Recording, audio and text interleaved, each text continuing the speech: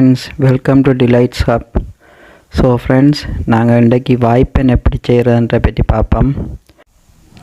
வாய்ப்பெண் செய்கிறதுலேயும் 3 விதமான விஷயத்தை நாங்கள் சரியாக கடைப்பிடிக்கணும். முதலாவது மா குழைக்கிறது, ரெண்டாவது ரெஸ்டிங் டைம், குழைச்ச மாவை எவ்வளோ நேரத்துக்கு ரெஸ்டிங்கில் போடுறோம்ன்றதும், மூன்றாவது அந்த மாவை எப்படி பொரிச்செடுக்கிறோம்ன்றது. பொரிச்செடுக்கிறதுல தான் சரியான அவதானமாக இருக்கணும். ஸோ என்ன மாதிரி செய்கிறன்றதை பற்றி விளக்கமாக பார்ப்போம் வாங்க. என்னென்ன பொருட்கள் தேவைன்றதை டிஸ்கிரிப்ஷனில் கொடுத்துருக்குறேன் பாருங்க. முதல்ல சீனி எடுக்கணும். சீனி எடுத்து அந்த அளவோட கொஞ்சம் உப்பு சேருங்க, லைட்டாக.